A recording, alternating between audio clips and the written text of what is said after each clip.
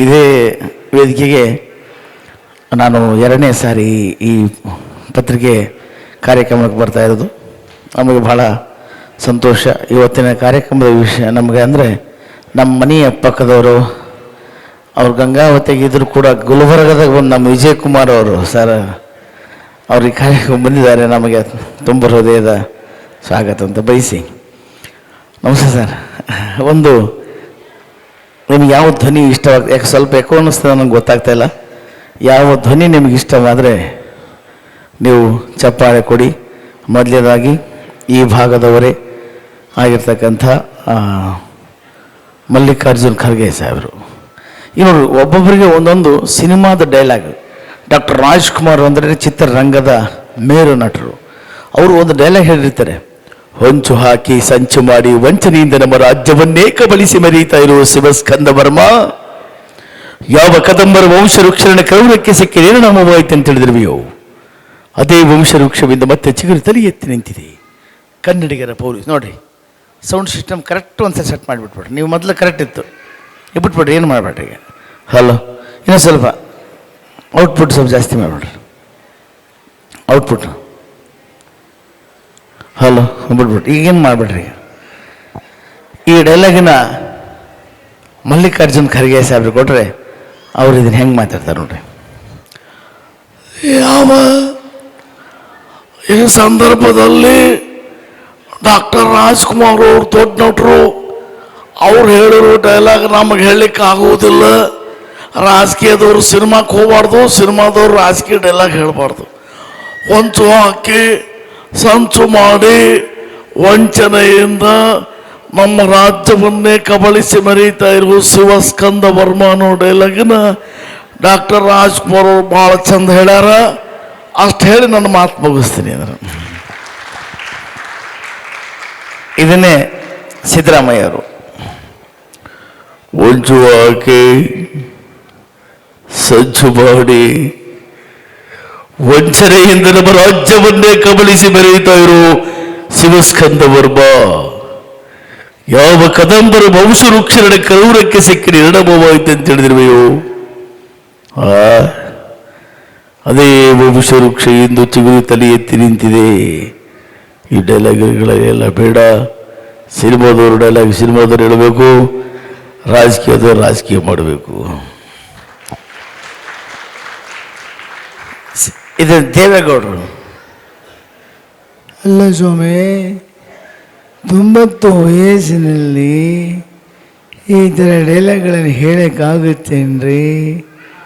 ಹೊಂಚು ಹಾಕಿ ಸಂಚು ಮಾಡಿ ವಂಚನೆಯಿಂದ ನಮ್ಮ ರಾಜ್ಯವನ್ನೇ ಕಬಳಿಸಿ ಮೆರೀತಾ ಇರೋ ಶಿವಸ್ಕಂದ ವರ್ಮ. ಇಷ್ಟು ಸಾಕು. ಇನ್ನೊಂದು ಈ ಸ್ವಲ್ಪ ಏಕೋ ಭಾಳ ಆಗ್ತದೆ. ಇನ್ನೊಂದು ಧ್ವನಿ, ಭಾರತದಲ್ಲಿ ಅತಿ ದೊಡ್ಡ ಶ್ರೀಮಂತರ ಪ್ರಧಾನಮಂತ್ರಿ ಆಗುವುದು ಅಂತ ತೋರಿಸಿಕೊಟ್ಟರು ಜವಾಹರ್ಲಾಲ್ ನೆಹರೂಜಿಯವರು. ಒಬ್ಬ ನಿಷ್ಠಾವಂತ ವ್ಯಕ್ತಿ ಭಾರತದ ಪ್ರಧಾನಮಂತ್ರಿ ಆಗುವುದನ್ನು ತೋರಿಸಿಕೊಟ್ಟರು ಲಾಲ್ ಬಹದ್ದೂರ್ ಶಾಸ್ತ್ರಿಜಿಯವರು. ಒಬ್ಬ ಮಹಿಳೆ ಭಾರತದ ಪ್ರಧಾನಮಂತ್ರಿ ಆಗುವುದಂತ ತೋರಿಸಿಕೊಟ್ಟರು ಶ್ರೀಮತಿ ಇಂದಿರಾ ಗಾಂಧೀಜಿಯವರು. ಒಬ್ಬ ಯುವಕರು ಭಾರತದ ಪ್ರಧಾನಮಂತ್ರಿ ಆಗುವುದನ್ನು ತೋರಿಸಿಕೊಟ್ಟರು ರಾಜೀವ್ ಗಾಂಧೀಜಿಯವರು. ಒಬ್ಬ ಮಣ್ಣಿನ ಮಗ ಕೂಡ ಭಾರತದ ಪ್ರಧಾನಮಂತ್ರಿ ಆಗುವುದಂತ ತೋರಿಸಿಕೊಟ್ಟವರು ದೇವೇಗೌಡರು. ಒಬ್ಬ ವಿಜ್ಞಾನಿ ಕೂಡ ಭಾರತದ ಪ್ರಧಾನಮಂತ್ರಿ ಆಗುವುದನ್ನು ತೋರಿಸಿಕೊಟ್ಟವರು ಮನಮೋಹನ್ ಸಿಂಗ್ ಅವರು. ಒಬ್ಬ ಚಹಾ ಮಾರ್ತಕ್ಕಂಥ ವ್ಯಕ್ತಿ ಕೂಡ ಭಾರತದ ಪ್ರಧಾನಮಂತ್ರಿ ಆಗುವುದನ್ನು ತೋರಿಸಿಕೊಟ್ಟವರು ನರೇಂದ್ರ ಮೋದಿಜಿಯವರು. ಅವರ ಧ್ವನಿ ನಿಮ್ಮ ಧ್ವನಿ ಇಷ್ಟವಾದರೆ ಚಪ್ಪಾಳೆ ಕೊಟ್ಟು ಪ್ರೋತ್ಸಾಹ ನೀಡಿ. ನರೇಂದ್ರ ಮೋದಿಜಿಯವರು. भारत के 125 देश खंडवासियों में भाई और बहनों, महात्मा गांधी जी के जन्मदिन अवसर पर हमने नया अभियान शुरू किए थे। स्वच्छता आंदोलन में आप सब भाग लिए, बहुत बहुत धन्यवाद है आपका। मित्रों, भारत कोई भूमि का टुकड़ा नहीं है, ये जीता जागता राष्ट्र पुरुष है। ये अर्पण का भूमि है, ये तर्पण का भूमि है, ये वंदन का धरती है, अभिनंदन का धरती है। यहाँ के नदियां हमारे लिए पवित्र गंगा माता है। हम जिएंगे तो भारत के लिए, मरेंगे तो भारत के लिए। मरने के बाद भी गंगा जल में बहते हुए अस्थियों को कोई कान लगाकर सुनेगा तो एक ही आवाज आएगी, भारत माता की। हम साथ में चले, मिल के चले, मिल करके हमारे संयुक्त कर्नाटक को आगे बढ़ाएंगे। मित्रों, बहुत बहुत धन्यवाद है आपका। ಇನ್ನೊಂದು ಧ್ವನಿ ಅವರ ಇಂಟರ್ವ್ಯೂದಲ್ಲೇ ಅವರು ಸಂಯುಕ್ತ ಕರ್ನಾಟಕದ ಬಗ್ಗೆ ಹೊಗಳಿದ್ದಾರೆ. ಅವರು ಕೆ ಶ್ಯಾಮರಾಯರು ಅಂತಕ್ಕಂಥವರು ನನ್ನ ಗುರುಗಳು ಅಂತ ಕೂಡ ಹೇಳಿದ್ದಾರೆ. ನಿಮ್ಮೆಲ್ಲರ ನೆಚ್ಚಿನ ಖ್ಯಾತ ಪತ್ರಿಕೆ ಸಂಪಾದಕರಾಗಿರ್ತಕ್ಕಂಥ ರವಿ ಬೆಳಗೆರೆ ಅವರು, ಅವರ ಧ್ವನಿ ಈಗ ನಿಮ್ಮ ಮುಂದೆ. ಪ್ರಿಯ ವೀಕ್ಷಕರೇ, ಈಗ ನೀವು ನೋಡ್ತಾ ಇರೋ ಫೋಟೋ ಸಾಮಾನ್ಯ ವ್ಯಕ್ತಿದಲ್ಲ. ಅವನ ಹೆಸರೇ ಸಚಿನ್ ತೆಂಡೂಲ್ಕರ್. ಒಂದಿನ ಸಂಜೆ ಜಯನಗರದಿಂದ ಸೌತ್ ಅಂಡ್ ಸರ್ಕಲ್ ಕಡೆ ಹೋಗೋ ಸಂದರ್ಭದಲ್ಲಿ ಒಂದು ಸಿಗ್ನಲ್ ನಲ್ಲಿ ನನ್ನ ಗಾಡಿ ನಿಲ್ಲಿಸ್ತೀನಿ. ಅಲ್ಲಿ ಒಬ್ಬ ಹುಡುಗ ಬಂದು ಕೇಳ್ತಾನೆ, ಸರ್ ನಾನು ನಿಮ್ಮ ಜಿಲ್ಲೆಯವನು, ಬಿಡುವಿದ್ದಾಗೆಲ್ಲ ನಿಮ್ಮ ಪತ್ರಿಕೆ ಓದ್ತೀನಿ, ನನ್ನ ಹೆಸರು ಕೊಟ್ರೇಶಿ ಅಂತಾನೆ. ನೋಡಿ, ನಾ ಹೇಳೋದಿಷ್ಟೇ, ದುಡ್ಡು ಮಾಡ್ಬೇಕಂದ್ರೆ ದುಡ್ಡೇ ಮಾಡ್ತೀರಾ, ಹೆಸರು ಮಾಡ್ಬೇಕಂದ್ರೆ ಹೆಸರೇ ಮಾಡ್ತೀರಾ. ಮಾಡೋ ಕೆಲಸದಿಂದ, ನಿಷ್ಠೆಯಿಂದ, ನಿಯತ್ತಿಂದ, ಪ್ರಾಮಾಣಿಕತೆಯಿಂದ ಮಾಡಿದ್ರೆ ಹೆಸರು, ದುಡ್ಡು ಅನ್ನೋದು ನಿಮ್ಮನ್ನ ಹಿಂಬಾಲಿಸ್ಕೊಂಡು ಬರುತ್ತೆ ಅಂತ ಹೇಳ್ತಾ ಇವತ್ತಿನ ಎಪಿಸೋಡ್ ನಾ ಮುಗಿಸ್ತಾ ಇದ್ದೀನಿ. Have A nice day. ನಾವು ಈ ಕಾರ್ಯಕ್ರಮ ಹಾಸ್ಯ ಕ್ಷೇತ್ರ ಮಾಡೋದಕ್ಕಿಂತ ಮೊದಲು ಮೇಹನತ್ ಕಿಯಾ ಮುರುಘಾ ಅಂಡಾ ಕಾಯ ದುರ್ಗಾ. ನಾನು ಕಷ್ಟಪಡ್ತೀನಿ ಸರ್, ಅವ್ರದ್ದು ಫೋಟೋ ತಗೊಂಡು ಹೋದ್ರು. ಇರಲಿ, ನಮ್ಮದು ತೆಗಿದ್ರಲ್ಲ. Thank you sir. ಯಾಕಂದರೆ ಫೋಟೋಗ್ರಾಫರ್ ಹೊಗಳ್ಬೇಕು ಸರ್, ಹೊಗಳಿದ್ರೆ ಫೋಟೋ ಭಾಳ ಚೆನ್ನಾಗಿ ತೆಗಿತಾರೆ. ಇವರಲ್ಲ, ಆದರೆ ನಾನು ಹೇಳೋದು, ಈ ಭೂಮಿ ಮೇಲಿರ್ತಕ್ಕಂಥ ಏಕಮಾತ್ರ ಗಂಡಸು ಅಂದರೆ ಫೋಟೋಗ್ರಾಫರ್. ಚಪ್ಪಡಿ ತಡ್ರಿ, ಏನು ತೊಂದರೆ ಇಲ್ಲ ಸರ್, ನೀವೇನು ಬೇಜಾರಾಗಬೇಡಿ ಪ್ಲೀಸ್. ನಿಮಗಲ್ಲ. ಈ ಭೂಮಿ ಮೇಲಿರ್ತಕ್ಕಂಥ ಏಕಮಾತ್ರ ಗಂಡಸು ಅಂದರೆ ಫೋಟೋಗ್ರಾಫರ್. ಹೆಂಗೆ ಅಂತ ಕೇಳಿ. ಹೆಂಗೆ? ನಮ್ಮ ಮದುವೆಯಲ್ಲಿ ನಮ್ಮ ಹೆಂಡತಿ ಕೇಳ್ತಿರಲ್ಲ, ಫೋಟೋಗ್ರಾಫರ್ ಮಾತೇ ಕೇಳ್ತಿರ್ತಾಳೆ. ಫೋಟೋಗ್ರಾಫರ್ ಮಾತು ಕೇಳಿದ್ರೆ ಸರಿ, ಅವ್ರಿಗೊಂದು ಅಭ್ಯಾಸ ಇರ್ತದೆ, ಸರ್ಗಿಲ್ಲ. ಅವ್ರಿಗೇನು ಅಭ್ಯಾಸ ಇರ್ತದೆ? ಈ ಕಡೆ ನೋಡಿ, ಈ ಕಡೆ ನೋಡಿ, ಈ ಕಡೆ ನೋಡಿ ಅಂತಿರ್ತಾರೆ. ಅವ್ರ ಫೋಟೋಗ್ರಾಫರ್ ಅವನ ಗೆಳೆಯಗೆ ಹೇಳಿದ, ನಾನು ಒಂದು ಫೋಟೋ ತಕ್ಕೊಡ್ತೀನಿ, ಜೀವನದಲ್ಲಿ ನೀನು ಸಂತೋಷ ಪಡಬೇಕು. ಏನು? ಮದುವೆ ಮುಹೂರ್ತ ಹತ್ತಿರ ಆಗೋ ಸಂದರ್ಭದಲ್ಲಿ ಈ ಕಡೆ ನೋಡು ಅಂತೀನಿ, ನೀನು ಈ ಕಡೆ ನೋಡ್ಕೊಂತಾನೆ ತಾಳಿ ಕಟ್ಟು. ಸರಿ, ಸಂದರ್ಭ ಬಂತು. 1 2 3 ಅಂದ. ಮದುವೆ ಮುಹೂರ್ತ ಹತ್ತಿರ ಆಯಿತು. ತಾಳಿ ಕಟ್ಟೋ ಸಂದರ್ಭ, ಈ ಕಡೆ ನೋಡು ಅಂದ. ಈ ಕಡೆ ನೋಡ್ಕೊಂತ ತಾಳಿ ಕಟ್ಟಿಬಿಟ್ಟ. ಯಾರಿಗೆ ಕಟ್ಟಿದ್ದಾನೆ? ಹುಡುಗಿ ತಾಯಿಗೆ.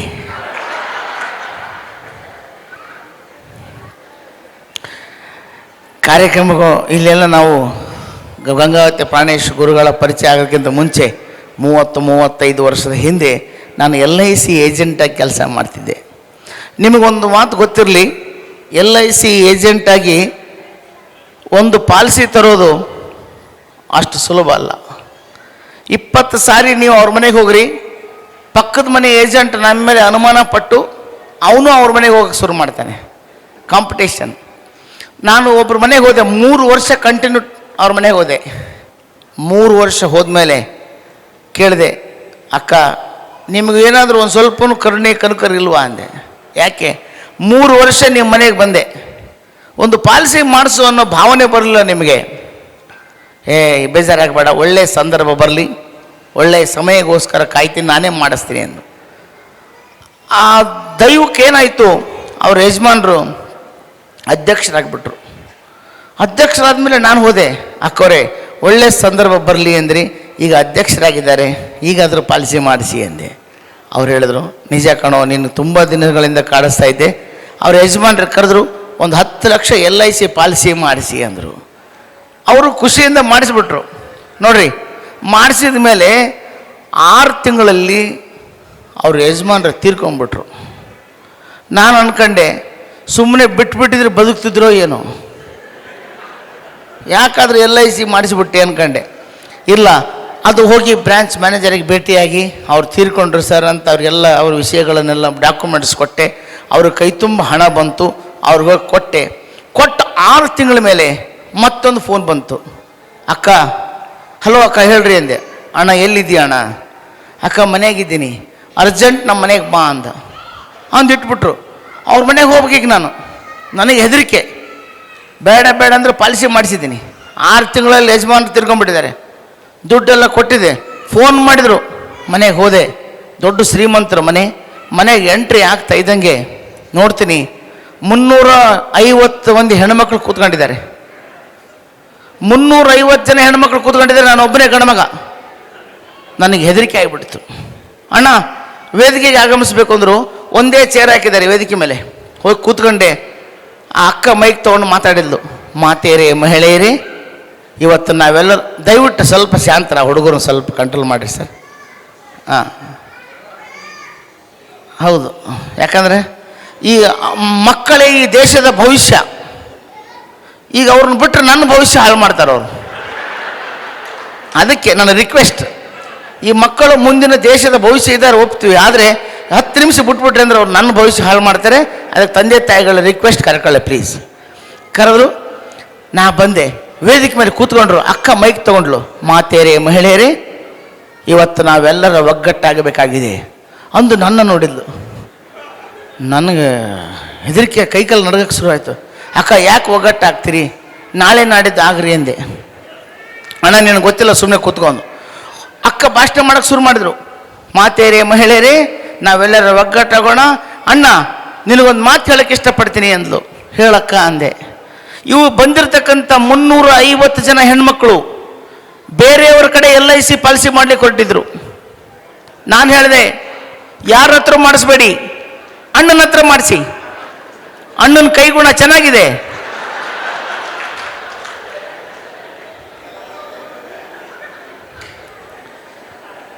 ನನ್ನ ಮೇಲೆ ಅಕ್ಕನ ಎಷ್ಟು ಪ್ರೀತಿ ಅನ್ಕೊಂಡೆ ನಾನು. ಈ ತಮ್ಮನ ಮೇಲಿನ ಪ್ರೀತಿಗೆ ಅಕ್ಕ ಇನ್ನೊಂದು ಲೈನ್ ಹೇಳಿದ್ಲು, ಅದು ಇದಕ್ಕಿಂತ ಡೇಂಜರ್ ಇತ್ತು.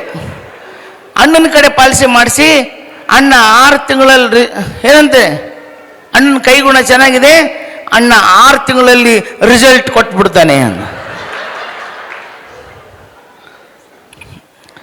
ನೋಡಿ, ಇದು ರಿಸಲ್ಟ್ ಅಂತಾರೆ. ಇಂಥ ಹಲವಾರು ಹಾಸ್ಯ ಪ್ರಸಂಗಗಳು ನಮ್ಮ ದಿನನಿತ್ಯ ಜನನ ಹೋಗ್ತವೆ. ನೋಡ್ರಿ, ನಿಮ್ಗೆ ಯಾರಾದರೂ ಫ್ರೆಂಡ್ಸ್ ಇದ್ದರು, ಅವರು ಹೊರದೇಶಕ್ಕೆ ಸೆಟ್ಲ್ ಆಗಿದ್ರು, ಹೊರದೇಶದಲ್ಲಿದ್ದರು ಅಂದರೆ ಅವ್ರು ಬರೋದೇ 4 ವರ್ಷ 5 ವರ್ಷಕ್ಕೊಮ್ಮೆ ಬರ್ತಿರ್ತಾರೆ. ಹಾಗೆ ನಮ್ಮೊಬ್ಬ ಗೆಳೆಯ ಬಂದ, ದುಬೈದಲ್ಲಿದ್ದ, 10 ವರ್ಷ ಬಿಟ್ಟು ಊರಿಗೆ ಬಂದ. ಊರಿಗೆ ಬಂದಾಗ ಅವನು ಒಂದು ಆಸೆ, ಎಲ್ಲ ಹಳೆಯ ಸ್ನೇಹಿತರು ಹೇಗಿದ್ದಾರೆ ಎಲ್ಲ ಕೇಳ್ದ. ಅವ್ರು ಹೇಗಿದ್ದಾರೆ, ಇವ್ರು ಹೇಗಿದ್ದಾರೆ ಎಲ್ಲ ಕೇಳ್ದ. ಅವನು ಕೇಳ್ದ, ಇನ್ನೊಬ್ಬನು ಕೇಳ್ದ, ಆ ಪಾಂಡುರಂಗ ಹೇಗಿದ್ದಾನೆ? ಪಾಂಡುರಂಗ ಗೊತ್ತಿಲ್ಲ, ತೀರ್ಕೊಂಬಿಟ್ಟ. ಏನಾಗಿತ್ತು? ಹೀಗೆ ಒಂದು ಪ್ರಾಬ್ಲಮ್ ಆಗಿತ್ತು. ಅವ್ರ ಮನೆಗೆ ಹೋಗಿ ಮಾತಾಡ್ಸೋಣ ಬಾ ಅಂದ. ಅವ್ರ ಮನೆಗೆ ಅವ್ರ ಹೆಂಡ್ತಿನ ಮಾತಾಡ್ಸ್ಲಿಕ್ಕೆ ಹೋದ್ವಿ. ಅವರು ಬಂದರು, ಕೂತ್ಕೊಂಡ್ರು, ಹೇಳಿದರು, ಅಕ್ಕ ಏನಾಗಿತ್ತು? ಏನಿಲ್ಲ ಅಣ್ಣ, ಇಡ್ಲಿ ಮಾಡಿದ್ದೆ, ಚಟ್ನಿ ಮಾಡಬೇಕಾಗಿತ್ತು, ಹಸಿಮೆಣಸಿಕಾಯಿ ಚಟ್ನಿ, ಹಸಿಮೆಣಸಿಕಾಯಿ ತೊಗೊಂಡು ಬಾ ಅಂತ ಕಳಿಸಿದ್ದೆ. ಮಗಳು ಸುಮ್ಮನೆ ಇರಲಿಲ್ಲ. ಪಾಪ 5 ನಿಮಿಷದಲ್ಲಿ ಹಸಿಮೆಣಸಿಕಾಯಿ ತೊಗೊಂಡು ಬಂದ್ಬಿಡ್ಬೇಕು ಅಂದ್ಲು. ಮಗಳ ಮೇಲೆ ಪ್ರೀತಿಗೆ ಭಾಳ ಸ್ಪೀಡಾಗಿ ಹೋಗಿ ಬರಬೇಕಾದ್ರೆ ಆಕ್ಸಿಡೆಂಟ್ನಲ್ಲಿ ತೀರ್ಕೊಂಡ್ಬಿಟ್ರು. ಅಂದಾಗ ಇವನು ಸುಮ್ಮನಿರಲಿಲ್ಲ. ನಮ್ಮವನು ಏನಂದ, ಹಸಿಮೆಣಸಿಕಾಯಿನೇ ನಿಮ್ಮ ಯಜಮಾನ್ರ ಜೀವ ತಗೊಂತು ಅಂದು ಸುಮ್ಮನಿರಲಿಲ್ಲ. ಮತ್ತೆ ಕೇಳ್ದ, ಜೀವನಕ್ಕೆ ಏನು ಮಾಡ್ಕೊಂಡಿದ್ದೀರಿ ಅಂತ ಕೇಳ್ದ.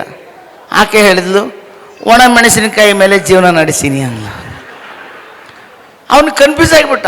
ಹಸಿಮೆಣಸಿಕಾಯಿ ತಗೊಂಡು ಹೋಗಿ ನನ್ನ ಗಂಡ ಸತ್ತೋಗಿದ್ದಾನೆ, ಬರಬೇಕಾದ್ರೆ ಆಕೆ ಜೀವನ ಒಣ ಮೆಣಸಿನಕಾಯಿ ನಡೆಸ್ತೀನಿ ಅಂದ್ಲು. ಏನಿದ್ರ ಅರ್ಥ ಅಂದ್ಲು. ನಾನಂದೆ, ಖಾರ ಕುಟ್ಟ ಮಷಿನ್ ಹಾಕಿದ್ದಾಳೆ, ಒಣ ಮೆಣಸಿನಕಾಯಿ ತಂದು ಕೊಡ್ತಾರೆ, ಅದನ್ನು ಕುಟ್ಟಿ ಜೀವನ ನಡೆಸ್ತಾ ಇದ್ದಾಳೆ ಅಂತ.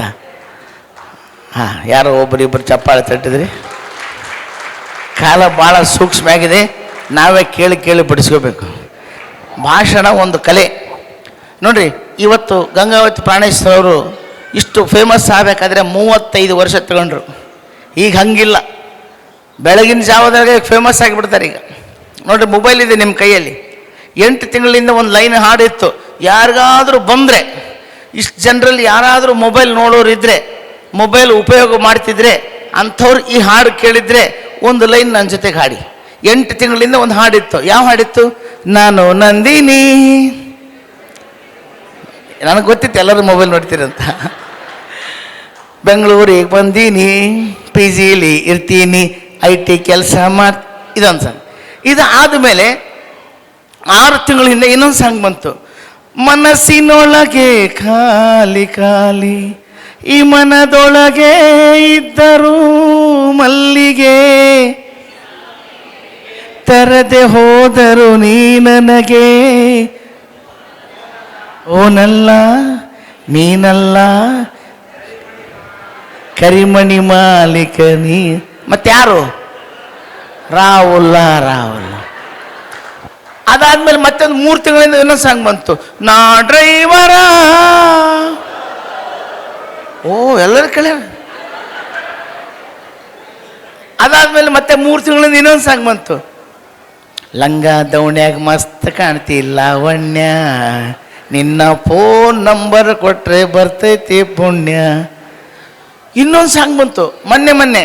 ಆ ಸಾಂಗ್ ಹೆಂಗೆ, ಆ ಹಾಡು ಹಾಡಿದವರು ನಮಗೇನು ತೋರಿಸ್ಕೊಟ್ರು ಅಂದರೆ, ಯಾರು ಹೆಂಗೆ ಬೇಕಾದ್ರೂ ಯಾವ ಹಾಡನ್ನು ಹಾಡಿದ್ರು ಕೂಡ ಫೇಮಸ್ ಆಗ್ತಾರೆ ಅನ್ನೋದಕ್ಕೆ. ಹೂವಿನ ಬಾಣದಂತೆ ಹಾಡಿದ ಹುಡುಗಿ KR ಪಟ್ಟೆ ಹುಡುಗಿ, ಗುಲ್ಬರ್ಗದಲ್ಲಿ ಹಾಡು ಹಾಡ್ತೀರಿ ನೋಡ್ರಿ. ಹೂವಿನ ಬಾಣದಂತೆ ಯಾರಿಗೂ ಲಾಸ್ಟ್ ಲೈನ್ ಫೇಮಸ್ ಆಗಿ. ಅದಕ್ಕೆ ಭಾಷಣ ಒಂದು ಕಲೆ. ಎಲ್ಲರೂ ಭಾಷಣ ಮಾಡೋಕ್ಕಾಗಲ್ಲ. ಇಲ್ಲಿ ತಲೆಯಲ್ಲಿ ತುಂಬಿಕೊಂಡಿದ್ರೆ ಮಾತ್ರ ಭಾಷಣ ಮಾಡ್ಲಿಕ್ಕೆ ಸಾಧ್ಯ. ಕೆಲವೊಬ್ಬರು ಭಾಷಣ ಮಾಡ್ತಾರೆ, 1 ಗಂಟೆ ಮಾಡಿರ್ತಾರೆ, ಏನು ಹೇಳಿದ್ರು ಅಂತ ಗೊತ್ತಾಗಲ್ಲ. ಕೆಲವೊಬ್ರು 5 ನಿಮಿಷ ಮಾಡಿರ್ತಾರೆ, ಎಲ್ಲ ವಿಸ್ತಾರವಾಗಿ ಹೇಳಿರ್ತಾರೆ. ಒಬ್ಬರು ಭಾಷಣಕಾರ ಬಂದು ಸಂಯುಕ್ತ ಕರ್ನಾಟಕದ ಎಲ್ಲ ಅಧಿಕಾರಿ ಕರೆಸಿದರು, ಬಂದು ನಿಂತು ಮಾತಾಡ್ತಾರೆ ನೋಡಿ. ಅವ್ರ ಭಾಷಣ ಚೆನ್ನಾಗಿದ್ರೆ ಚಪ್ಪಾಳೆ ಕೊಡಿ. ಬಂದರು. ಜನಗಳೇ, ನಿಮ್ಮನ್ನೆಲ್ಲ ನೋಡ್ತಾ ಇದ್ರೆ ನನ್ನ ಮನಸ್ಸಿಗೆ ಭಾಳ ಇದು ಆಗ್ತಾಯಿದೆ. ಈ ಒಂದು ಇದಾಗಬೇಕಾದ್ರೆ ನಿಮ್ಮೆಲ್ಲರ ಒಂದು ಇದು ಇರಬೇಕು. ನಿಮ್ಮೆಲ್ಲರ ಒಂದು ಇದ್ರೆ ಈ ಒಂದು ಇದು ಖಂಡಿತ ಇದಾಗ್ತದೆ. ಈಗ ನೋಡಿ, ವರ್ಷದಿಂದ ವರ್ಷಕ್ಕೆ ಈ ಒಂದು ಇದು ಎಷ್ಟು ಇದಾಗ್ತದೆ ಅಂದರೆ ಅದು ಹೇಳಲಿಕ್ಕೆ ಇದಾಗಲ್ಲ. ಉದಾಹರಣೆಗೆ ನಮ್ಮನ್ನೇ ಇದು ಮಾಡಿ, ನೀವು ಹೋದ ವರ್ಷ ಕೂಡ ನಮ್ಮನ್ನು ಇದು ಮಾಡಿದರು, ಈ ವರ್ಷ ಕೂಡ ಇದು ಮಾಡಿದ್ದಾರೆ. ಇದೊಂದು ಯಾಕಂದರೆ ಸಂಯುಕ್ತ ಕರ್ನಾಟಕವು ಮತ್ತು ನಮಗೂ ಇದಿರ್ತಕ್ಕಂಥ ಒಂದು ಇದನ್ನು ನಾವು ಇದರಲ್ಲಿ ಇದು ಮಾಡಬೇಕಾಗ್ತದೆ. ನನಗೆ ಅಲ್ಲಿಂದ ಇಲ್ಲಿಗೆ ಇದು ಮಾಡಿಸಿ ಈ ಒಂದು ಇದರಲ್ಲಿ ಇದು ಮಾಡಲಿಕ್ಕೆ ಇದು ಮಾಡಿಕೊಟ್ಟಿರ್ತಕ್ಕಂಥ ಈ ಒಂದು ಇದರದ ಎಲ್ಲ ಇವರಿಗೆ ಇದು ಹೇಳುತ್ತಾ ನಾನು 1-2 ಇದನ್ನು ಇದು ಮಾಡ್ತೀನಿ.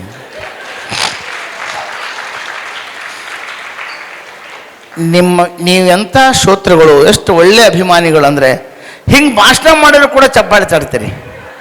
ಪಾಪ ಅವ್ನ ಮನಸ್ಸು ಯಾಕೆ ಹರಟ್ ಮಾಡಬೇಕಂತ. ಇಂಥವ್ರನ್ನ ಕರ್ಕೊಂಡು ಜೈಲಿಗೆ ಹೋದರು, ಕೈದಿಗಳ ಉದ್ದೇಶಿಸಿ ಭಾಷಣ ಮಾಡಿ ಅಂದರು. ಇವರು ಕೈದಿಗಳ ಉದ್ದೇಶಿಸಿ ಭಾಷಣ ಮಾಡ್ತಾರೆ. ಏನಂತ?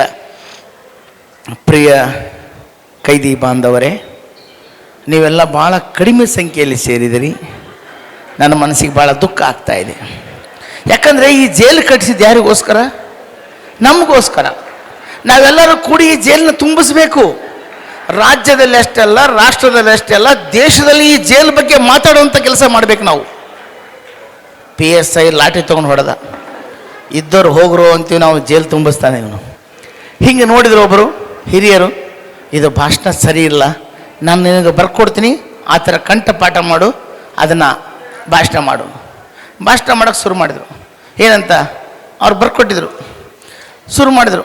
ಜನಗಳೇ, ನಾಳೆ ಎಲ್ಲಿ ಬಸ್ ಸ್ಟ್ಯಾಂಡ್ ಉದ್ಘಾಟನೆ ಎಷ್ಟು ಬೇಕು ಅಷ್ಟು ಬರ್ಕೊಟ್ಟಿದ್ರು ಅವರು. ಅವ್ನು ಭಾಷಣ ಮಾಡೋಕ್ಕೆ ಶುರು ಮಾಡಿದ. ಜನಗಳೇ, ಇವತ್ತು ಬಸ್ ಸ್ಟ್ಯಾಂಡ್ ಉದ್ಘಾಟನೆ ಆಗಿದೆ, ನನ್ನ ಮನಸ್ಸಿಗೆ ಭಾಳ ಸಂತೋಷ ಇದೆ. ಇದು ಎಂದೂ ಆಗಬೇಕಾಗಿತ್ತು, ಇವತ್ತಾಗಿದೆ. ಪ್ರತಿಯೊಂದು ಊರಿಗೆ ಇಂಥ ಬಸ್ ಸ್ಟ್ಯಾಂಡ್ ಇರಬೇಕು. ಇದಕ್ಕೇನು ಸಹಕಾರ ಬೇಕು? ನಾ ಕೊಡ್ತೀನಿ ಅಂದ. ಮುಂದಿನ ಊರಿಗೆ ಹೋದ, ಅಲ್ಲಿ ಒಂದು ಶಾಲೆ ಉದ್ಘಾಟನೆ, ಬಸ್ ಸ್ಟ್ಯಾಂಡ್ ಕಾಟ್ ಹಾಕಿದ, ಶಾಲೆ ಅಂತ ಬರ್ಕೊಂಡ. ಭಾಷಣ ಸೇಮ್, ವಿಷಯ ಸೇಮ್, ಹೆಸರು ಮಾತ್ರ ಚೇಂಜ್. ಜನಗಳೇ, ಇವತ್ತು ಶಾಲೆ ಉದ್ಘಾಟನೆ ಆಗಿದೆ, ನನ್ನ ಮನಸ್ಸಿಗೆ ಭಾಳ ಸಂತೋಷ ಇದೆ. ಇದು ಎಂದೂ ಆಗಬೇಕಾಗಿತ್ತು, ಇವತ್ತಾಗಿದೆ. ಪ್ರತಿಯೊಂದು ಊರಿಗೂ ಇಂಥ ಶಾಲೆ ಇರಬೇಕು, ಇದಕ್ಕೇನು ಸಹಕಾರ ಬೇಕು? ನಾ ಕೊಡ್ತೀನಿ. ಮುಂದಿನ ಊರಿಗೆ ಹೋದ, ಅಲ್ಲಿ ಒಂದು ರಂಗಮಂದಿರ ಉದ್ಘಾಟನೆ, ಬಸ್ ಸ್ಟ್ಯಾಂಡ್ ಕಾಟ್ ಹಾಕಿದ, ರಂಗಮಂದಿರ. ಜನಗಳೇ, ಇವತ್ತು ರಂಗಮಂದಿರ ಉದ್ಘಾಟನೆ ಆಗಿದೆ, ನನ್ನ ಮನಸ್ಸಿಗೆ ಭಾಳ ಸಂತೋಷ ಇದೆ. ಇದು ಎಂದೂ ಆಗಬೇಕಾಗಿತ್ತು, ಇವತ್ತಾಗಿದೆ. ಪ್ರತಿಯೊಂದು ಊರಿಗೂ ಇಂಥ ರಂಗಮಂದಿರ ಇರಬೇಕು, ಇದಕ್ಕೇನು ಸಹಕಾರ ಬೇಕು ನಾ ಕೊಡ್ತೀವಿ. ಮುಂದಿನ ಊರಿಗೆ ಹೋಗಿದ್ದ, ಅಲ್ಲಿ ಒಂದು ಶ್ರದ್ಧಾಂಜಲಿ ಸಭೆ, ಯಜಮಾನರು ತೀರ್ಕೊಂಡಿದ್ರು. ಇವನು ಭಾಷಣಕ್ಕೆ ಜನ ಕುಕ್ಕಿರಿದು ಸೇರಿದ್ರು. ಭಾಷಣ ಶುರು ಮಾಡಿದ, ಮಹಾಜನಗಳೇ, ಇವತ್ತು ಯಜಮಾನರು ತೀರ್ಕೊಂಡಿದ್ದಾರೆ, ನನ್ನ ಮನಸ್ಸಿಗೆ ಭಾಳ ಸಂತೋಷ ಇದೆ. ಇವ್ರು ಎಂದೋ ಸಾಯ್ಬೇಕಾಗಿತ್ತು, ಇವತ್ತು ಸತ್ತಿದ್ದಾರೆ. ಪ್ರತಿಯೊಂದು ಊರಿಗಿಂತ ಯಜಮಾನರು ಸಾಯ್ಬೇಕು, ಇದಕ್ಕೇನು ಸಹಕಾರ ಬೇಕು? ಅದಕ್ಕೆ ಧನ್ಯವಾದ. ಅದಕ್ಕೆ ಹಿರಿಯರು ಹೇಳಿದರು, ಹೇಳಿಕೊಟ್ಟ ಮಾತು ಕಟ್ಟಿಕೊಟ್ಟ ಬುತ್ತಿ ಬಹುದಿನಗಳ ಕಾಲ ಇರೋದಿಲ್ಲ. ಯಾರಾದರೂ ನಮಗೊಂದು ಮಾತು ಹೇಳಿದರೆ ಅದು ಎಷ್ಟು ದಿವಸ ನೆನಪಿಡ್ಲಿಕ್ಕೆ ಸಾಧ್ಯ? ಅದು ನಮ್ಮ ಮನಸ್ಸಿಗೆ ಅರಿತುಕೊಂಡಾಗ ಮಾತ್ರ ಅದು ನಮ್ಮ ಮನದಲ್ಲಿ ಅಚ್ಚಳಿಯದಾಗಿ ಉಳಿದು ಬಿಡುತ್ತದೆ. ಹೀಗೆ ಒಬ್ಬ ಭಾಷಣಕಾರ ಇದ್ದರು, ಅವು ಯಾವ ವಿಷಯನೂ ಬರ್ತಿದ್ದಿಲ್ಲ. 1 ಗಂಟೆ ಮಾತಾಡ್ತಿದ್ದ, ಯಾವ ವಿಷಯ ಕೊಟ್ಟರು ನಿರರ್ಗಳವಾಗಿ ಮಾತಾಡ್ತಿದ್ದ. ಅಚಾನಕ್ ಕರೆಸಿಬಿಟ್ರು ಸಂಯುಕ್ತ ಕರ್ನಾಟಕದ ಬಗ್ಗೆ ಮಾತಾಡಬೇಕು. 1 ಗಂಟೆ ಸ್ಪೀಚ್. ಹೆಂಗೆ ಮಾತಾಡ್ತಾ ನೋಡ್ರಿ. ಮಹಾಜನಗಳೇ, ಈ ಭವ್ಯವಾದ ಸುಂದರವಾದ ವೇದಿಕೆಗೆ ನಾನು ಆಗಮಿಸಿದ್ದೇನೆ. ನನ್ನನ್ನು ಕರೆಸಿ ಇಲ್ಲಿ ಸಂಯುಕ್ತ ಕರ್ನಾಟಕದ ಬಗ್ಗೆ ಮಾತಾಡಲಿಕ್ಕೆ ಹೇಳಿದಿರಿ. ಈ ಸಂಯುಕ್ತ ಕರ್ನಾಟಕ ಒಂದು ಪತ್ರಿಕೆಯು ಎಷ್ಟುಗಳಿಂದ ಆಯಿತು ಅಂದರೆ ಸಂಯುಕ್ತ ಕರ್ನಾಟಕವನ್ನು ಇರ್ತಕ್ಕಂಥ ಇಲ್ಲದಂತ ಆಯಿತು. ಅಂಥ ಸಂದರ್ಭದಲ್ಲಿ ನಾವು ಇದ್ದಾಗ ಸಂಯುಕ್ತ ಕರ್ನಾಟಕವು ಸಂದರ್ಭ ಆಗ್ತದೆ. ಇದು ಹುಟ್ಟಿದ್ದು 1910ರಲ್ಲಿ ಸಂಯುಕ್ತ ಕರ್ನಾಟಕ ಹುಟ್ಟಿತು. ಇದು ಬೆಳೆದಿದ್ದು 1910ರಲ್ಲಿ ಸಂಯುಕ್ತ ಕರ್ನಾಟಕ ಬಂತು. ಸರ್, ನಿಮ್ಮ ಭಾಷಣದಾಗ ಸಂಯುಕ್ತ ಕರ್ನಾಟಕ ಬಿಟ್ಟರೆ ಬೇರೆ ಏನೂ ಬರಲಿಲ್ಲ. ಅವನಂದ, ಯಾರು ಕರೆಸಿರ್ತಾರೆ ಅವ್ರನ್ನ ನೆನೆಸೋದು ಧರ್ಮ ಅಲ್ಲನ್ ಸರ್, ವಿಷಯ ಯಾರಿಗೆ ಬೇಕು ಸರ್, ಸಂಯುಕ್ತ ಕರ್ನಾಟಕ ಹೇಳಿದ್ದಿಲ್ಲ ಸಾಕಂದವ. ಶಬಾಷ್ ನೋಡಿ. ನಮ್ಮ ನಿಜವಾದ ಗುಲ್ಬರ್ಗ ಶ್ರೋತೃಗಳು ಅಂದ್ರೆ ಗ್ರೇಟ್. ಈ ಏನು ತಿಳಿಲಿಲ್ಲ, ಸಂಯುಕ್ತ ಕರ್ನಾಟಕ ಅಂದೆ ಅಷ್ಟಕ್ಕೆ ಚಪ್ಪಾಳೆ ತಟ್ಟಿದ್ರಿ. ಕಾರ್ಯಕ್ರಮ ನಾವು ಏನು ಹೇಳ್ತಂದರೆ, ನಾವು ಮಾಡಿರ್ತಕ್ಕಂಥ ಕಾರ್ಯಕ್ರಮ ಆಗಿರ್ಬೋದು. 2 ದಿನಗಳಿಂದ ಅನಂತ್ ಕುಲಕರ್ಣಿ ಸರ್ ಅವರು ಬೆಳಗ್ಗೆ ಫೋನ್ ಮಾಡಿದರು, ನಿನ್ನೆ ಕಾರ್ಯಕ್ರಮ ಅವ್ರದ್ದು ಇತ್ತು ಇಲ್ಲಿ ಅಂತ. ಅವ್ರು ನೋಡ್ರಿ, ನಾವು ಕಾರ್ಯಕ್ರಮ ಕೊಟ್ಟಾಗ ಇದು 1 ವಾರಗಟ್ಟಲೆ ನಮ್ಮ ತಲೆ ಹಿಂಗೆ ಇರ್ತದೆ. ಅಲ್ಲಿ ಕಾರ್ಯಕ್ರಮ, ಅವ್ರು ಹಾಡಿದ್ದು, ಇವ್ರ ಹಾಸ್ಯ, ಇವ್ರ ಮಾತುಗಳು.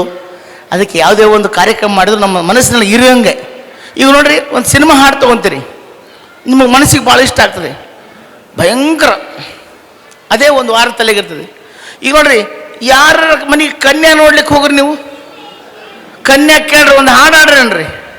ಆ ಹುಡುಗಿ ಹಾಡೋದು ಒಂದೇ ಹಾಡು, ಆವ ಕುಲವೋ ರಂಗಾರಿಯಲಾಗದು. ನೀವು ಎಲ್ಲರ ಕರೆಸಿ ಯಾರನ್ನ ಕೇಳ್ರಿ, ಯಾವುದಾದ್ರು ಒಂದು ಹಾಡು ಹೇಳಿದ್ರೆ ಆವ ಕುಲವೋ ರಂಗ. ಈ ಹಾಡು ಕೇಳಿ ಕೇಳಿ ಕೇಳಿ ಒಬ್ಬ ಕನ್ಯಾ ನೋಡಿದಂತ ಆವ ಕುಲವೋ ರಂಗ ಹಾಡೋದು ಬಿಟ್ರೆ ಮದುವೆ ಆಗ್ತೀನಿ.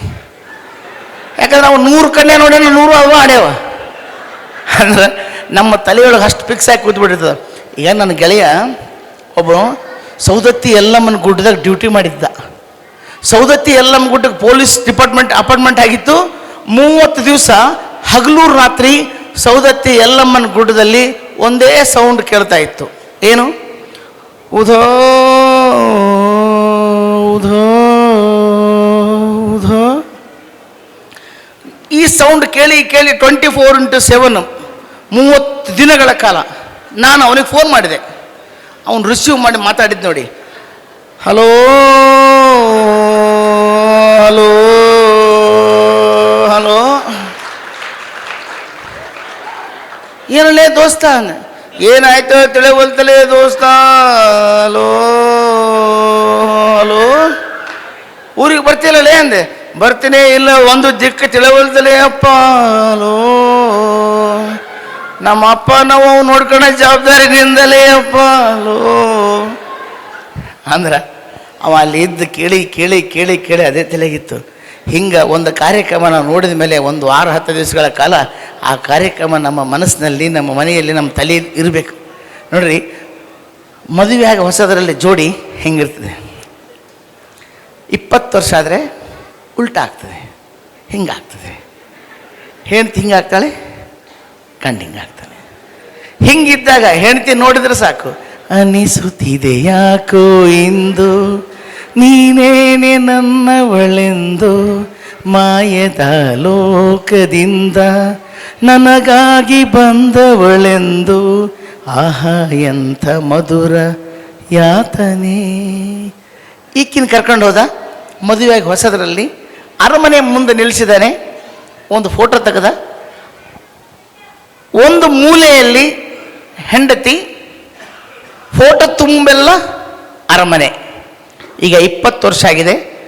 ಹೆಂಡತಿ 180 kg ಆಗಿದ್ದಾಳೆ. ಇದೇ ಸಾಂಗು ಮೈಸೂರು ಅರಮನೆ ಮುಂದೆ ನಿಲ್ಲಿಸಿ ಫೋಟೋ ತೆಗೆದಿದ್ದಾನೆ. ಒಂದು ಮೂಲೆಯಲ್ಲಿ ಅರಮನೆ, ಫೋಟೋ ತುಂಬೆಲ್ಲ ಹೆಂಡ್ತಿನೇ. ಅವನು ಸಾಂಗ್ ಉಲ್ಟಾ ಮಾಡಿದ. ಅನಿಸುತ್ತಿದೆ ಯಾಕೋ ಇಂದು ಅವಳೇನ ಇವಳೇ ಎಂದು, ಕಾಡಿಂದ ತಪ್ಪಿಸಿಕೊಂಡು ಕಾಡಾನೆ ಬಂದಿದೆ ಎಂದು, ಆಹಾ ಎಂತ ಭೀಕರ ಗಾತ್ರವೇ, ಕೊಲ್ಲಬೇಡ ಹೆಂಡತಿ ನೀನು ಬಿದ್ದು ಸುಮ್ಮನೆ. ಮೊದಲು ಹೆಂಡತಿ ನೋಡಿದ ತಕ್ಷಣ ಕುಣಿದು ಕುಣಿದು ಬಾರೆ, ನಲಿದು ನಲಿದು ಬಾರೆ, ಟಕ್ ಟಕ್ ಟಕ್ ಕುಣ್ಕಂತ ಬರ್ತಿದ್ಲು. ಈಗ ಕುಡಿಯೋದೇ ಇಲ್ಲ, ಸಾಂಗ್ ಉಲ್ಟಾ ಮಾಡಿಬಿಟ್ಟ. ಕುಳಿತು ಕುಳಿತು ಬಾರೆ, ರೆಸ್ಟ್ ಮಾಡಿ ಬಾರೆ, ನಡೆವ ನಿನ್ನ ಹಿಂದೆ ಹೆಂಡ ಆನೆ ಸಾಲೆ, ಜೀವಕ್ಕೆ ಕುತ್ತು ತಂದವಳೆ ಅಳತೆ ಮೀರಿ ಬೆಳೆದೆ ಎಲ್ಲೇ ನೀನೇ ವಿಸ್ಮಯ, ನಿನ್ನ ಪಕ್ಕದಲ್ಲಿ ನಿಂತು ಆದೆ ನಾನು ಮಂಗಮಾಯ. ಹಂಗ ಹಾಡುಗಳಲ್ಲಿ ಹಾಸ್ಯಗಳನ್ನು, ಪ್ರತಿನಿತ್ಯ ಜೀವನಗಳಲ್ಲಿ ಹಾಸ್ಯಗಳನ್ನು ನೋಡ್ರಿ. ನಮ್ಮದು ನಮ್ಮ ಮಾಮ PSI ಇದ್ದ. ನಾನು ಹೋದೆ, ನಮ್ಗೆ ಕನ್ಯೆ 45 ವರ್ಷ ಆದ್ರೂ ಮದುವೆ ಆಗಲಿಲ್ಲ. ಯಾರು ನೋಡಿದ್ರು ದಪ್ಪದನ್ರಿ ದಪ್ಪದನ್ರಿ ಅಂದ್ಬಿಟ್ರು. ನಮ್ಮ ಮಾವ ಹೇಳಿದ, ನಾವು ಸ್ವಲ್ಪ ಭಾಳ ಮಾತಾಡ್ತಿದ್ದೆ. ನಮ್ಮ ಮಾಮ ಒಂದೇ ಮಾತಾಡಿದೆ, ಭಾಳ ಮಾತಾಡಬೇಡ, ಈ ಲಾಸ್ಟ್ ಕನ್ಯೆ ತೋರಿಸ್ತೀನಿ, ಆದರೆ ಮದುವೆ ಆಗಲಿಲ್ಲಕ್ಕಿಲ್ಲ. ನಾನು ಸುಮ್ಮನೆ ಕೂತ್ಕೊಂಡ್ಬಿಟ್ಟೆ. ಆ ಹುಡುಗಿ ಸುಮ್ಮನೆ ಕೂತ್ಬಿಟ್ಲು. ನಾನು ಮಾತಾಡಿಸ್ಲಿಲ್ಲ, ಆಕೆನೂ ಮಾತಾಡಿಸ್ಲಿಲ್ಲ. ಒಳಗೋಗಿ ಏನು ಹೇಳಿದ್ದು, ಅವನ್ನ ಯಾಕೆ ಕರ್ಕೊಂಬಂದು ಕೊಡಿಸಿರಿ, ಅವ ಮೂಕ ಅಂದ್ಲು. ಮೂಕ ಅಂದ್ಲಲ್ಲ ಅಂದು ನನಗೆ ಟೆನ್ಷನ್ ಆಗಿಬಿಟ್ಟು, ಸುಳ್ಳು ಮೂಕ ಅನಿಸ್ಕೊಂಡ್ಬಿಟ್ನಲ್ಲ, ಮರಿಕೊಳ್ಳಿಲ್ಲ ಬಿಡಲಿಲ್ಲ. ಈಗ ಬಂದು ಕೂತ್ಕೊಂಡ್ಲು, ನಮ್ಮ ಮಾತಾಡಿಸ್ಬಿಡಂದ. ಟೆನ್ಷನ್ನಾಗ ಮಾತಾಡಿಸ್ಬಿಟ್ಟೆ. ಏನಂತ, ಅಕ್ಕರ ಆರಾಮ್ರಿ ಅಂದೆ. ಆರಾಮ್ ಬಾ ಅಣ್ಣ ಅಂದ್ಲು. ಕನ್ಯಾ ನೋಡಕ್ಕೆ ಹೋಗಿ ಅಕ್ಕರ ಆರಾಮ್ ಅಂದ್ರೆ ಏನು ಅನ್ಬೇಕು, ಆರಾಮ್ ಬಾ ಅಣ್ಣ ಅಂದ್ಲು. ಇನ್ನೊಂದು ಪ್ರಶ್ನೆ ಕೇಳಿದೆ, ಎಷ್ಟು ಮಂದಿ ಅಣ್ಣ ತಮ್ಮರು ಅಂದೆ. ಇಬ್ಬರಿದ್ರು, ಈಗ 3 ಮುಂದೆ ಸಿಕ್ಕಾನ ಅಂದ. ಹಂಗೂ ಹಿಂಗೂ ಮದುವೆ ಆಯ್ತು ರೀ. ಮದುವೆ ಆಯಿತು. ನಾವು ಅವಾಗ ಬಿಸ್ನೆಸ್ ಮಾಡ್ತಿದ್ದೆ.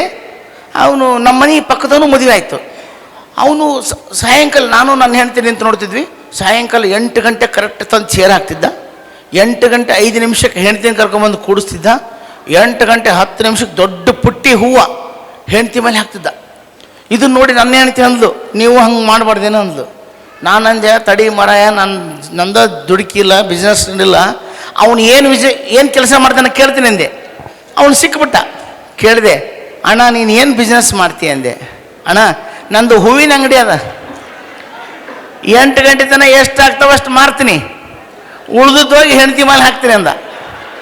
ಇಷ್ಟು ಸಾಕ್ಬಿಡೋದು ನಾನು ಹೆಂಡ್ತಿಗೆ ಹೇಳಿದೆ, ಅವನದು ಹೂವಿನ ಬಿಸ್ನೆಸ್ 8 ಗಂಟೆ ತನಕ ಎಷ್ಟು ಆಗ್ತದೆ ಅಷ್ಟು ಮಾರ್ತಾನ, ಉಳ್ದು ತಂದು ಹೆಂಡ್ತಿಗೆ ಹಾಕ್ತಾನ.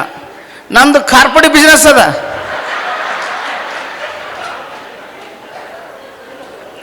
ನಾನು ಹೆಂಡ್ತಿ ಭಾಳ ಹುಷಾರು, ಮಂದಿ ಕಡೆ ನೋಡೋದೇ ಬ್ಯಾಡ್ಬಿಡಮ್ಲಕ್ಕಿ, ಮತ್ತು ಕಾರ್ಪೊರೇಟ್ ತಂದು ಹಾಕ್ತಾನೆ. ಅದಕ್ಕೆ ಮಹಿಳೆಯರು, ಮಾತೆಯರು ಭಾಳ ಹೃದಯವಂತರು. ಅದಕ್ಕೆ ಅವ್ರಿಗೆ ಒಂದು ಮಾತು ಹೇಳಲಿಕ್ಕೆ ಇಷ್ಟಪಡ್ತೀನಿ. ಈ ನಾಡಿಗೆ ಹುಲಿಯಂಥ ಮಕ್ಕಳನ್ನು ನೀಡಿದ ತಾಯಿಯಂದರಿಗೆ ನಮಸ್ಕಾರ. ನೋಡಿ, ಅವ್ರಿಗೆ ಗೊತ್ತು ಇವು ನನ್ನ ಹೊಗಳ್ತಾ ಇದ್ದೇನೆ, ನಾವು ಅವನಿಗೆ ಚಪ್ಪಾಳೆ ತಡಬೇಕಂತ. ಮಹಿಳೆಯರ ಮನಸ್ಸು ದೊಡ್ಡದು. ಈ ನಾಡಿಗೆ ಹುಲಿಯಂಥ ಮಕ್ಕಳನ್ನು ನೀಡಿದ ತಾಯಿಯಂದರಿಗೆ ನಮಸ್ಕಾರ. ಮತ್ತು ಹುಲಿಯಂತಿದ್ದ ಗಂಡನನ್ನು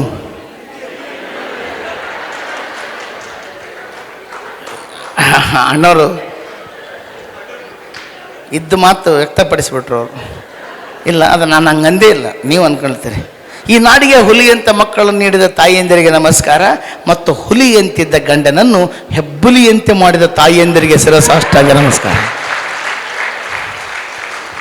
ಒಂದು ಸಣ್ಣ ಕಾಂಪಿಟೇಷನ್, ಬರೀ ಮಹಿಳೆಯರು ಮಾತ್ರ ಚಪ್ಪಾಳೆ ತಡ್ರಿ ಅಮ್ಮ, ಮಹಿಳೆಯರು ಮಾತ್ರ ಚಪ್ಪಾಳೆ ಕೊಡಿ. ಹಾಂ ಹಾಂ, ಈಗ ನೋಡಿ ಚಪ್ಪಾಳೆ ಅಂದ್ರೆ ಏನು ಅಂತ ಗಂಡು ಮಕ್ಕಳು ನೋಡಿ. ಅದು ಗಂಡು, ಅದು ಹುಲಿನೇ ಅದು ಕಲ್ಯಾಣ ಮಾಡೋದಾಗಿದ್ದು ಹುಲಿನೇ, ಹೊರಗಿದ್ರು ಹುಲಿನೇ, ಸ್ಟೇಡಿಯಂನಾಗಿದ್ದು ಹುಲಿನೇ, ಮನೆಯಾಗ ಹುಲಿ. ಹೊರಗಡೆ ಒಂದೇ ರಾಜಾರೋಷವಾಗಿ ಓಡಾಡ್ತಾ ಇರ್ತದೆ, ಮನೆಯಲ್ಲಿ ಮಾತ್ರ ಸೈಲೆಂಟ್ ಆಗಿರ್ತದೆ. ಯಾಕಂದ್ರೆ ಅಲ್ಲಿ ಮೇಲೆ ಚಾಮುಂಡೇಶ್ವರಿ ಕೂತ್ಕೊಂಡಿರ್ತಾಳೆ.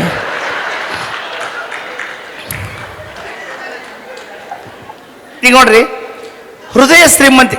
ನಾನೊಂದು 2-3 ಮಾತು ಹೇಳ್ತೀನಿ, ನಿಮ್ಮ ಮನಸ್ಸಿಗೆ ಮುಟ್ಟುವಂಥ ಮಾತಿರ್ತವೆ.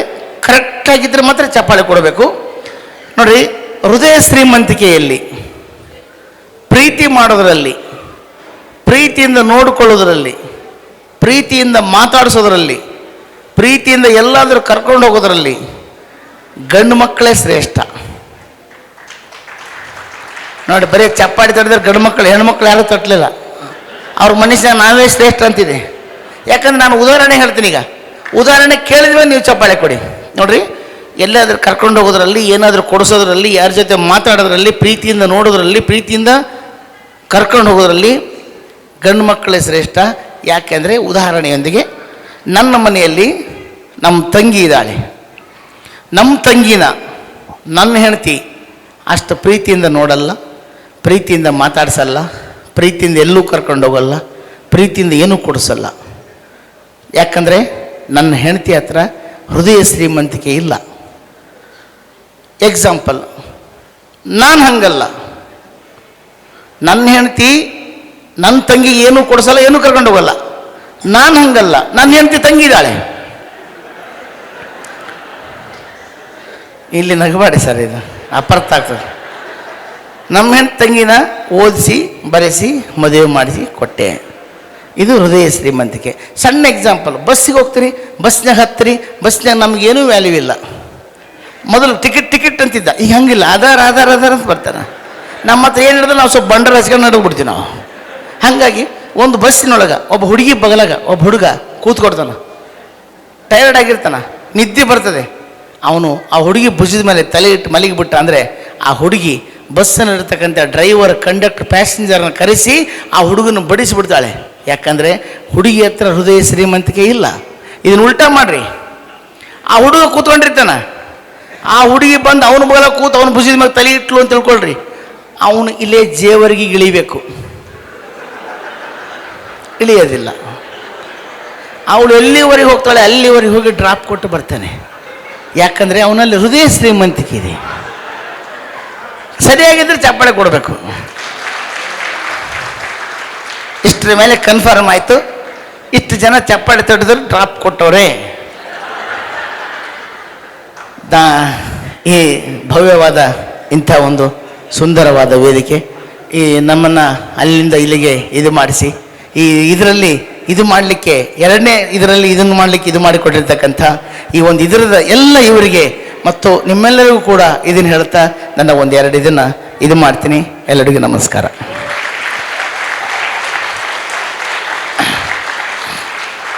ಮನುಷ್ಯನಿಗೂ ಮೊಬೈಲ್ಗೂ ಭಾಳ ಹತ್ತಿರದ ಸಂಬಂಧ. ಮನುಷ್ಯನಿಗೂ ಮೊಬೈಲ್ಗೂ ಹತ್ತಿರದ ಸಂಬಂಧ. ಕಾಲ್ಗಳು ಇಲ್ಲಂದರೆ ಮನುಷ್ಯನಿಗೆ ಬ್ಯಾಲೆನ್ಸ್ ಮಾಡೋಕ್ಕಾಗಲ್ಲ. ಕಾಲ್ಗಳಿಲ್ಲಂದರೆ ಮನುಷ್ಯನಿಗೆ ಬ್ಯಾಲೆನ್ಸ್ ಮಾಡೋಕ್ಕಾಗಲ್ಲ. ಮೊಬೈಲ್ನಲ್ಲಿ ಬ್ಯಾಲೆನ್ಸ್ ಇಲ್ಲಂದರೆ ಕಾಲ್ ಮಾಡೋಕ್ಕಾಗಲ್ಲ. ಸಂಸಾರ ಅನ್ನೋದು ಮೊಬೈಲ್ ಇದ್ದಂಗೆ, ಸಂಸಾರವೆಂಬ ಮೊಬೈಲ್ಗೆ ಹೆಂಡತಿಯ ಸಿಮ್ ಕಾರ್ಡು, ಗಂಡನೇ ಕರೆನ್ಸಿ, ಮಕ್ಕಳಿಗೆ ಕಾಲ್ಗಳು. ಗಂಡಾದರೆ ಇನ್ಕಮಿಂಗು, ಹೆಣ್ಣಾದರೆ ಔಟ್ ಗೋಯಿಂಗು, ಮಕ್ಕಳೇ ಬೇಡ ಅಂದರೆ ಮಿಸ್ಡ್ ಕಾಲ್ಗಳು. ದೇಹ ಅನ್ನೋದು ಮೊಬೈಲ್ ಇದ್ದಂಗೆ, ದೇಹ ಎಂಬ ಮೊಬೈಲ್ಗೆ ಹೆಸರೇ sim card, Usire currency. Switch on ಆದರೆ ಜನನ, ಸ್ವಿಚ್ ಆಫ್ ಆದರೆ ಮರಣ. ನೆಟ್ವರ್ಕೆ ಜೀವನ, ನಗುವೇ ರೀಚಾರ್ಜ್ ಬ್ಯಾಟ್ರಿ.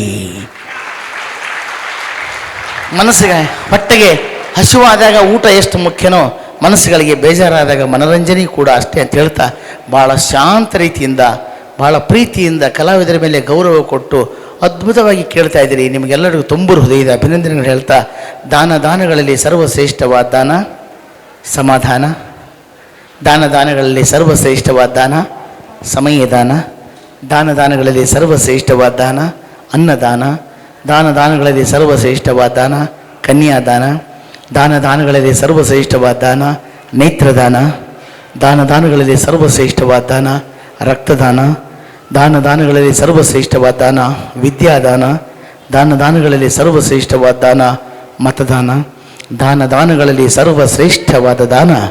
ನಾವೆಲ್ಲರೂ ಇಲ್ಲಿ ಇಷ್ಟು ಸುಖವಾಗಿ ಜೀವನ ಮಾಡ್ತಾಯಿದ್ವಿ ಅಂದರೆ ಗಡಿಯಲ್ಲಿ ನಿಂತುಕೊಂಡು ವೀರ ಯೋಧರು ನಮ್ಮ ದೇಶಕ್ಕೋಸ್ಕರ ತಮ್ಮ ಪ್ರಾಣವನ್ನೇ ದಾನ ಮಾಡ್ತಾರೆ. ನೋಡಿ, ವೀರ ಯೋಧರ ಹೆಸರು ಹೇಳಿದ ತಕ್ಷಣ ಕೈಗಳು ಮೇಲೆತ್ತಿ ಚಪ್ಪಾಳೆ ತಟ್ಟಿದ ನಿಮಗೆಲ್ಲರಿಗೂ ತುಂಬ ಹೃದಯದ ಅಭಿನಂದನೆ ಹೇಳ್ತಾ, ಸಂಯುಕ್ತ ಕರ್ನಾಟಕದ ಈ ಭವ್ಯವಾದ ವೇದಿಕೆಯ ಮುಖಾಂತರ ಹೇಳೋದಿಷ್ಟೇ, 9 ತಿಂಗಳು ಹೆತ್ತು ಹೊತ್ತು ಮುತ್ತಿಕ್ಕಿ ಸಾಕಿಸರದ ತಂದೆ ತಾಯಿಗಳನ್ನು, ಕಲಿಸಿದ ಗುರುಗಳನ್ನು, ಅನ್ನ ಕೊಡುವ ರೈತನನ್ನು, ದೇಶ ಕಾಯುವ ಸೈನಿಕನನ್ನು ನಾವ್ಯಾವತ್ತೂ ಕೈ ಜೋಡಿಸಿ ತಲೆಬಾಗಿಸಿ ಗೌರವಿಸೋಣ, ಪ್ರೀತಿಸೋಣ, ಅಭಿನಂದಿಸೋಣ. ಅವಕಾಶಕ್ಕಾಗಿ ತುಂಬ ಹೃದಯದ ಅಭಿನಂದನೆಗಳು, ಧನ್ಯವಾದಗಳು.